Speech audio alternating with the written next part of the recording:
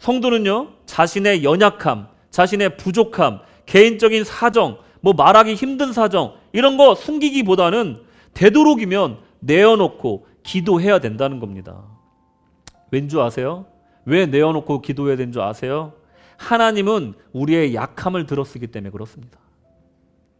하나님은 우리의 약함을 부끄러워하긴커녕 그 약함과 이 부족함을 통해서 일하시기 때문에 그렇습니다. 고린도후서 12장 9절 말씀, 나에게 이르시기를 내 은혜가 내게 족하도다. 이는 내 능력이 약한 데서 온전하여 짐이라 하신지라. 그러므로 도리어 크게 기뻐함으로 나의 여러 약한 것들에 대하여 자랑하리니 이는 그리스도의 능력이 내게 머물게 하려 함이라. 아멘. 우리는요, 받은 은혜가 너무 커요. 받은 계시가 너무 커요. 그래서 우리를 교만하게 하지 않기 위해서 우리에게 약함을 주시는 거예요. 또한 그 약함을 인정하고 부족한 점을 족하게 여길 때 놀라운 일이 일어나는데, 무슨 일이 일어나냐? 무슨 일이 일어납니까? 그리스도의 능력이 내게 머무는 역사가 일어난다는 거예요. 여러분, 그리스도의 능력이 필요하십니까? 하나님의 도우심이 필요하세요? 그러면 나의 약함을 인정해야 돼요. 제 그 설교 이 원고가 스포일러가 된지는 모르겠지만 오늘 찬양할 때도 이 찬양 인도자가 그런 얘기를 했잖아요. 우리의 약함을 인정하지 않으면 예배가 시작되지 않는다. 아멘입니다. 아멘입니다. 여러분, 내가 정말 잘난 사람은요, 하나님께 예배할 수가 없어요. 예배할 시간조차가 없습니다. 내가 잘난 사람은요, 하나님이 일할 기회를 주지 않아요. 내가 모든 것을 핸들링하는 사람은요, 자신을 들볶고 안달날 뿐이지 하나님께 의뢰하지 않는다는 겁니다. 내가 어떻게든 해결하려고 하니까 하나님께 의뢰할 생각은 추워도 생각할 수가 없다라는 거예요. 그런데 나의 약함과 나의 부족함을 인정하는 사람은 남에게 들킬까봐 전전긍긍하지를 않는다는 겁니다. 자유한다는 거예요. 나의 약함 들키면 어떡하지? 나의 부족함 들키면 어떡하지? 우리 집 사정 알게 되면 어떡하지? 또 우리 아이가 이러한 거를 알면 어떡하지? 우리 남편이 이런 거 알면 어떡하지? 우리 부인이 이런 거 알면 어떡하지? 전전긍긍하지 않는다는 거예요. 자유한다는 거예요. 그래, 나 하나님 앞에서 약하지. 약한 존재지. 하나님 앞에서 그 누가 약하지 않을 수가 있겠어. 모든 사람 하나님 앞에서 공평하게 똑같아. 모두 죄인이고 하나님의 도움이 필요한 존재야. 이걸 아는 사람은 전전긍긍하지 않고 자유하다는 겁니다. 그저 부족해도 족한 줄 알고 오히려 나의 부족함을 항상 채워주시는, 또 풍성하게 살게 하시는 하나님을 찬양하게 된다는 겁니다. 이것이 나의 부족함을 자랑하면 얻게 되는 그리스도의 이 능력이 머무는 역사이고 풍요의 원리라는 겁니다. 모든 것이 부족한 환경 속에 성장한 아이를 한번 생각해 보십시오. 훌륭하게 성장할 수 있을까요? 한쪽 부모가 없거나 아니면 아예 부모가 없이 자란 그런 아이들은 훌륭하게 자랄 수가 있을까요?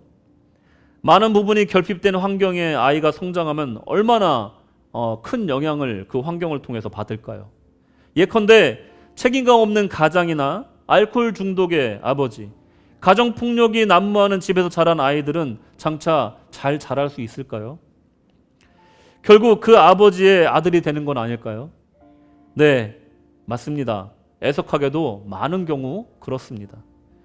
태어나 보니까 아버지가 동네의 유명한 술주정뱅이라고 욕 손가락질을 당해요. 밤마다 때려부시고 악다구니를 치는 가정에서 태어난 것뿐인데 사람들이 나까지 어느샌가 그 아버지의 그 아들이라고 수군거리는 일을 당한다면 그 어린 마음에 얼마나 가슴이 아프겠습니까? 그 마음의 상처가 결국은 그 아이를 어긋나게 하는 경우도 많다는 겁니다. 집을 나갈 때마다 고개를 들지 못해요. 당당할 수가 없습니다. 움츠려 들게 할 것입니다. 자신의 환경을 숨기기에 급급할 거예요. 미래에 대한 소망보다 그 집을 떠나는 나를 고대할 것입니다. 아마도 아버지를 증오할 거예요. 하루하루 불행하게 살 것입니다. 그런데 그러던 어느 날 예수를 구주로 영접하고 인생이 바뀝니다. 움츠렸던 어깨가 펴지고 숙였던 고개가 들어지고 당당하게 길을 걸을 수 있게 됩니다. 사실 예수를 믿고 나서 상황은 더 안 좋아졌습니다. 교회를 다닌다는 이유로 더 욕을 먹고 핍박을 받았기 때문에 그래. 하지만 내면에서 우러나오는 당당함은 그 모든 것을 이기게 하는 겁니다. 이것은 예수를 만나고 보니까 하나님 아버지가 나의 아버지라는 것을 깨달았기 때문에 가능한 것입니다. 할렐루야. 세상은 변한 것이 없지만 나의 내면에 하나님의 자녀로서의 자긍심이 자리 잡은 거예요. 나의 당당함은 나로부터 나오는 것이 아니라 하나님 아버지로부터 나오는구나 라는 걸 깨달은 거예요. 나의 열악한 가정 환경과 불우한 과거는 예수를 더 강력하게 전파하고 믿을 수 있게 하는 나만의 스토리가 됐다는 거예요.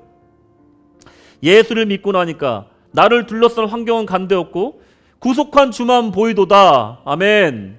이것이 나의 간증이요, 이것이 나의 찬송이 되었던 것입니다. 주 안에 기쁨 누림으로 마음의 풍랑이 잔잔하니 세상과 나는 간 곳 없고 구속한 주만 보이도다. 이것이 나의 간증이요, 이것이 나의 찬송일세. 나 사는 동안 끊임없이 구주를 찬송하리로다. 아멘. 아멘이십니까? 성도는요, 세상 평가에 흔들리면 안 돼요. 다른 사람하고 비교해서도 안 됩니다. 나 받은 은혜 족하고 감사할 줄 알아야 돼요. 나 같은 사람 구원받았는데 뭐가 더 필요합니까? 세상은요, 나를 버림받고 외면당하고 거절당하고 보잘것없는 존재로 볼지 몰라도 우리 하나님 아버지는 대신 죽어도 아깝지 않은, 눈에 넣어도 아프지 않은 그런 소중한 자녀다라고 지금도 부르신다는 걸 믿으시기 바랍니다. 아멘. 이 사랑의 스토리를 내가 어찌 부끄럽게 여기고 숨기겠습니까? 내 은혜가 족하다. 나는 하나님께 가장 소중한 존재이다. 그깟 세상의 부와 명예, 성공과 비교할 수 없는 존재다. 그 앞에 움츠러들 이유가 전혀 없다는 것입니다, 여러분. 성도는요, 오히려 당당하게 살 수 있다는 거예요.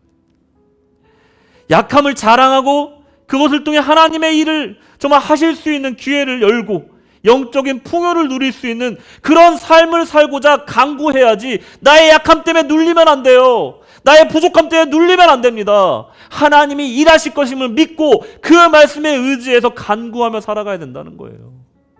그것이 바로 바울의 당당함이었다는 겁니다.